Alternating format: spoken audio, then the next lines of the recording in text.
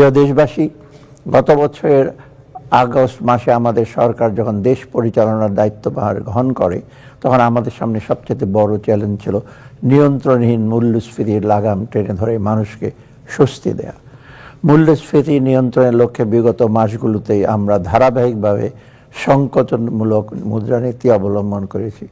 এর ফলে নীতি সুদের হার 150 বেসিস পয়েন্ট বেড়ে গিয়ে এখন 10% দাঁড়িয়েছে।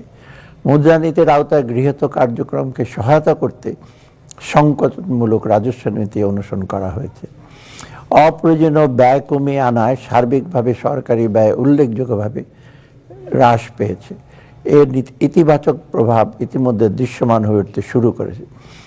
পয়েন্ট টু পয়েন্ট মূল্যস্ফীতি 2024 সালের ডিসেম্বর মাসে 10.89% থেকে হ্রাস পেয়ে 2025 এপ্রিল মাসে 9.1% নেমে এসেছে।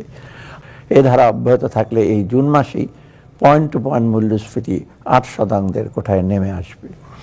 মূল্যস্ফীতির সাথে এই লড়াইয়ের ফলে আমাদের জিডিপি প্রবৃদ্ধির হার অন্যান্য বছরের তুলনায় কিছুটা কম হতে পারে। প্রিয় দেশবাসী, মূল্যস্ফীতির নিম্নমুখী ধারা অব্যাহত রাখার ক্ষেত্রে বৈদেশিক মুদ্রার বিপরীতে টাকার বিনিময় হার স্থিতিশীল থাকা একটি জরুরি। তবে নিশ্চিত করতে হলে বৈদেশিক মুদ্রার রিজার্ভ স্থিতিশীল থাকাটা অত্যাবশ্যক। প্রবাসের প্রবৃদ্ধি আশাব্যঞ্জক হওয়ায় এবং রপ্তানিতে স্থিতিশীল থাকায় বৈদেশিক মুদ্রার রিজার্ভ এপ্রিল মাসে বৃদ্ধি পেয়ে 27.4 বিলিয়ন মার্কিন ডলারে উন্নীত হয়েছে, যা টাকার বিনিময় হার স্থিতিশীল রাখতে গুরুত্বপূর্ণ ভূমিকা পালন করেছে।